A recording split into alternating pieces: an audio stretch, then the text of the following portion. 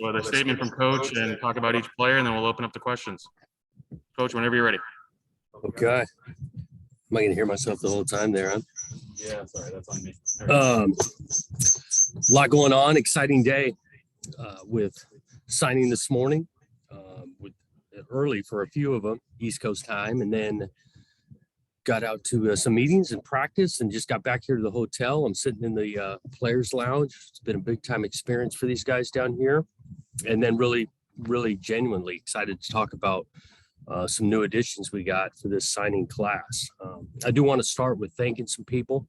There's a lot of effort that goes into these, into recruiting, and obviously coaches and whatnot, but our recruiting staff has done a phenomenal job of putting a lot of hours in, a lot of effort, headed by Derek Ray, but Michael Doctor, JT Greeno, Jalen Moore, Josh Patterson, Nick Bristol, Jake Namasnack, and Derek Mashiro. That crew did an awesome job of organizing, game planning efforts, building relationships. Can't thank that group enough. With this signing class, a little bit overall about the class, a lot of positions, obviously building some depth in a program, but I think we're raising the level of competition in each position group with this new class. A lot of talent, a lot of guys that we feel fit our place really well, have bright futures in regards to playing, being good football players, football meaning a lot to them, but also Corvallis school. And I think they fit our locker room on the top of guys that we want in the building. So we really feel fortunate with that. I think in general, we continue to win recruiting battles that I think each year that's continued to show up more and more against battles against people in our league and things. And so that's always been encouraging, going back to, again, the effort put forth by this staff. And winning helps. Winning helps. Having a season where you're winning more than you're losing, I think it shows another sign of momentum, that we're headed in a great direction, and the continuity we've had of message that way has helped put this class together.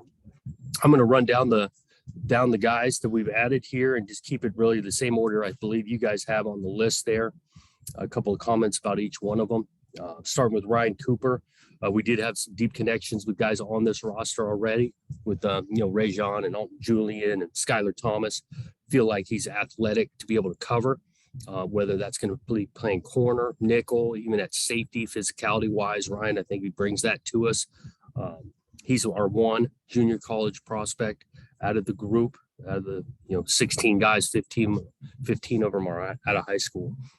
And so feel really good about what he adds to us. Think he can add, obviously defensively, but also on special teams. Nathan Elu, Jim Mahalchik got a chance to actually watch him this fall in person. And Jim really just skill set wise, physicality wise, think this guy can play multiple positions, whether it's inside or outside on the offensive line. He had a great season himself, won a bunch of games throughout the year. So he's coming from a big time program. Really feel like Nathan's got a great future here. Takari Hickle, athletic. We're able to see him in camp in June. Feel like he can be an impact player at the line of scrimmage on defense for us. This guy plays some offense in high school. He's carrying the ball, basketball player, but continues to grow into his body and keep that athleticism. I think this guy was a real steal at a small town in kind of southern Washington there with that. Melvin Jordan, one of our early commits in this class, helped us put this class together. Talented player. We don't do a ton on that side of the country, but there was a mutual interest, got some tape, reached out, built a relationship. A lot of credit goes to Trent Bray in regards to building that relationship. It was fun to go see Melvin. It was a couple of weeks ago now.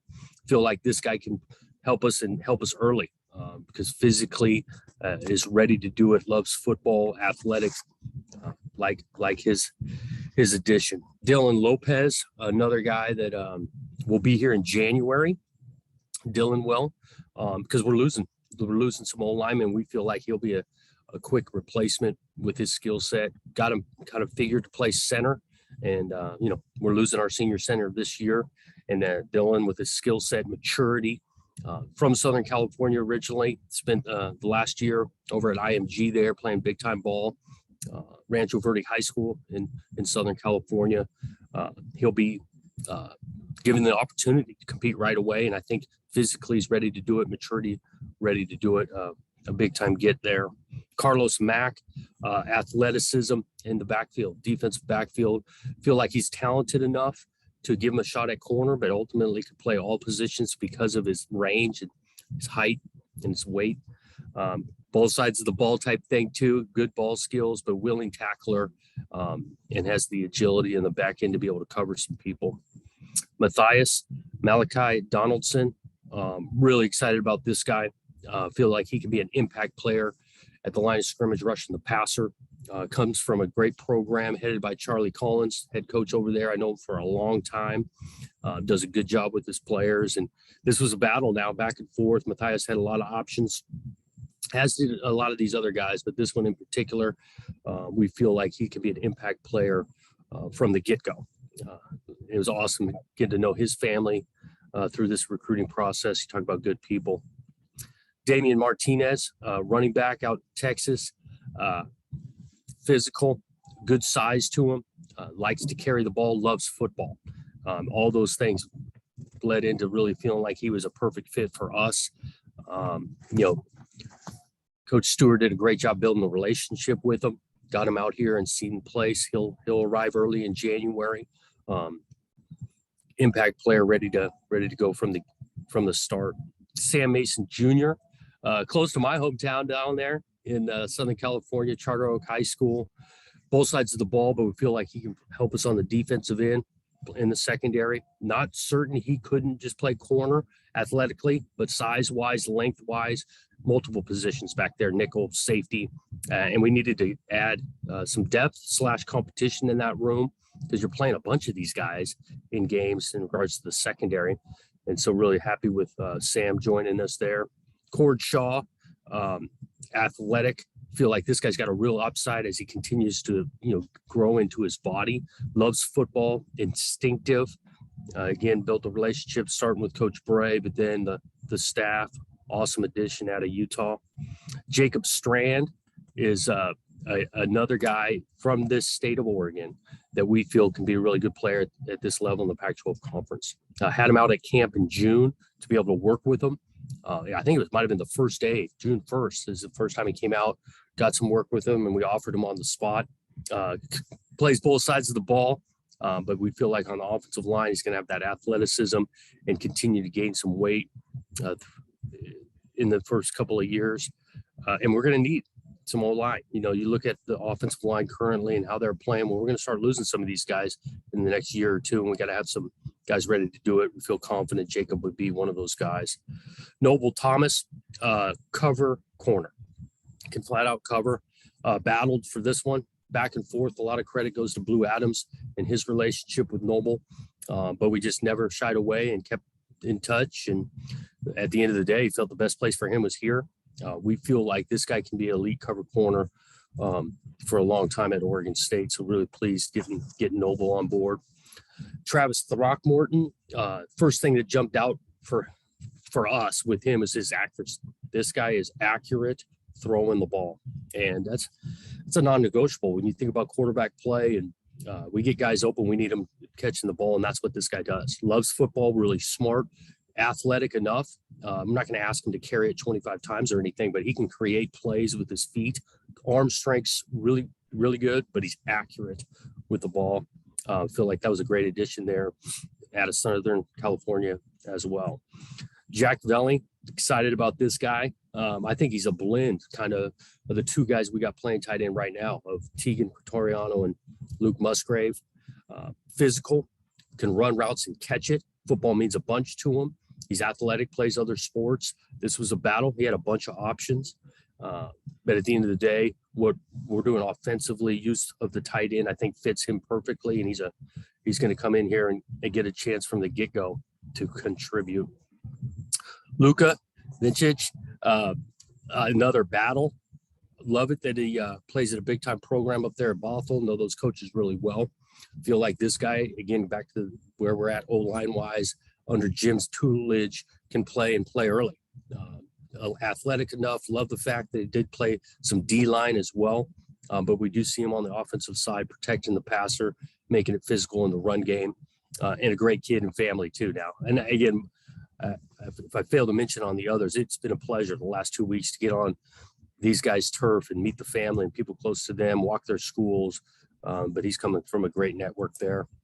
Quincy Wright, the battle again, got him up in the summer, liked the place, coming from a big time program. We had some inroads there at Duncanville from Zariah Beeson that we were able to sign a couple of years ago. And Zariah's experience that he's had here at Oregon State really helped with Quincy.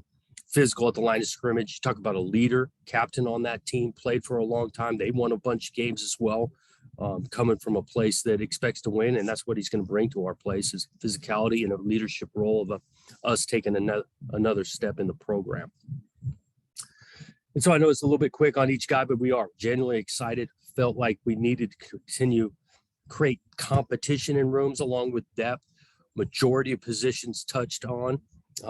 And it is the first signing day. And so we got some options moving forward here in January because there will continue to be players that we'll look at and things, but feel really, really good where we landed this morning with the signing day. With that, questions?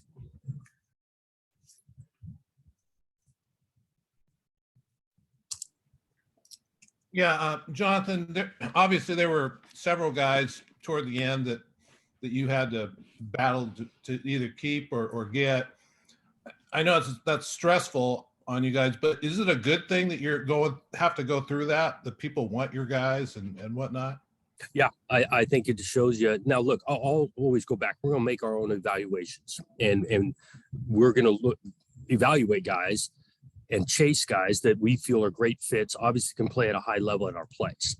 And so I'm not looking for others to tell us how good players are, but at the end of the day, we're in a league, I'll just take the Pac-12, that has some good coaches and they know what they're doing. And so if they're chasing the same type of guys and trying to get guys that we're chasing, there is some confirmation there that, yeah, we're in a better space.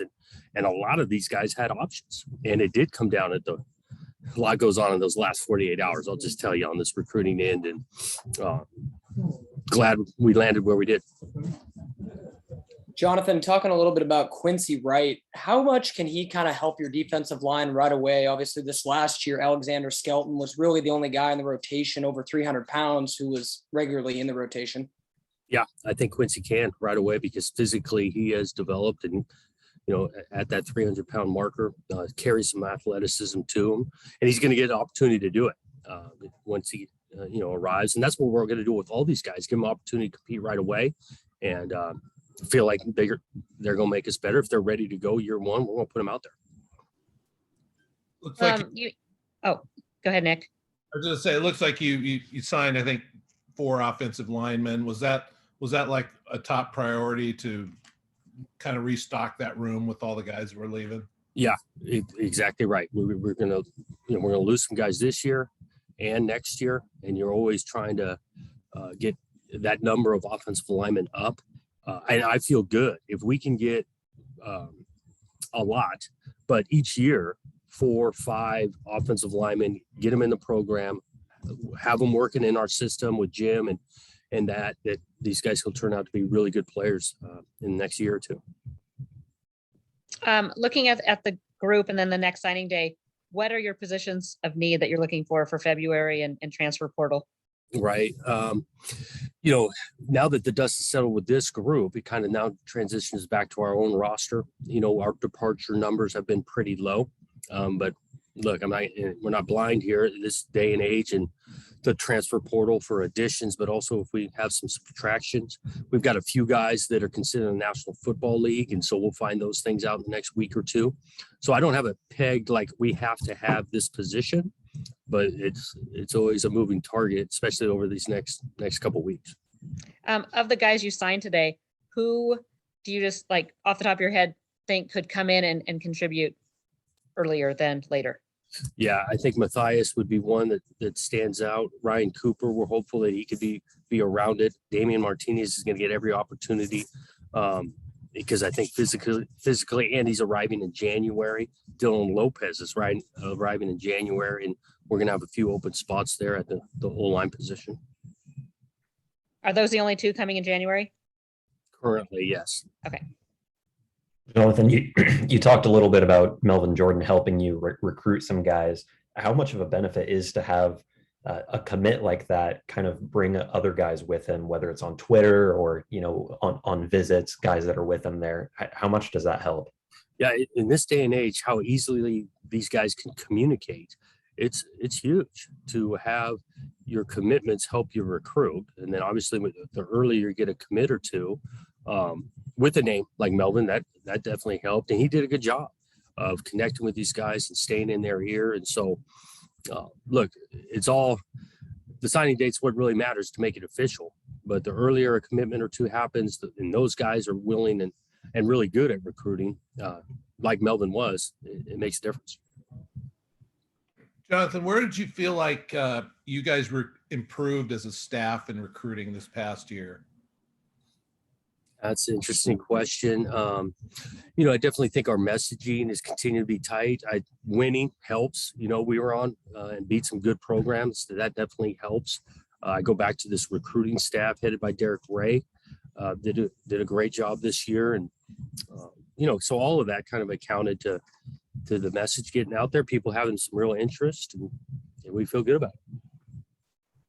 So talking about that, it was a question that we posed on Beaver Blitz. You have kind of an uneventful signing day. I mean, no big surprises one way or the other. Do you like it that way, or would you like to be maybe a few more surprises? I mean, Arizona had a kind of a big surprise day on the good side, but you also take the risk of having some bad surprises. Do you like no drama, or would you like to see a little more drama? Yeah, I obviously good surprises would be a good thing type stuff, but I go back to the fit of our place. I think guys that have made decisions toward us earlier stay that way, because that's the type of guys we're trying to recruit here. Look, we were working toward the end for a one or two, but not in the 5, 6, 7 numbers. We feel we want to lock guys in, and so being uneventful is a positive in my mind. You mentioned Trent's name a couple of times when you were talking about when you were, going down the line there. How much of his recruiting ability went into the decision to bring him in as the full-time DC? Because obviously he's been, involved in some of your bigger commitments. Yeah, it was a part of it. I thought it was a benefit that he does a good job creating relationships and recruiting and evaluating talent, which I think we got a full staff of guys doing that. So that was a part. Ultimately, on a defensive coordinator position, leading schematically, development, a lot of those pieces were bigger than just being the best recruiter on staff. And I'm not saying that's the case with Trent, but he's definitely one of our better ones recruiting. Jonathan, are you chasing anybody else during this early signing period, or is this it? Don't anticipate adding anybody in the next day or two, but I could see us adding in obviously January. Okay, we'll do a couple more questions for Coach. Coach, so roughly numbers wise, how many openings you got left? What do you have to play with so at this point? Right. Some of that's the moving target. We'll kind of see on a few guys' decisions after this game, National Football League. We don't have a bunch, but potentially we can add. Again, I go back to it's just uncertain with guys deciding on the NFL, and by chance we have a guy in the portal or leave our place. And Coach, you mentioned, obviously other guys taking notice of the success you guys had this season. How much do you think that really impacted guys, the ones that you really had to battle for coming down to the, down to the wire here? Yeah, I think it made a difference, because I feel like a lot of people are taking notice that there's progression and highly competitive, winning more, and what we got returning to this program the next 2 years on the roster currently. They wanted to be a part of that, and they can see that this place, you can win a bunch of games there. And I think it's starting to show over time that the experiences of our current roster, because your current roster helps you recruit too. These guys know each other. They're calling up. How's it like playing here? What are the coaches like? What's Corvallis like? All of that. All of that's helped sign a big time class. Okay, thank you, Coach. Thanks, everyone.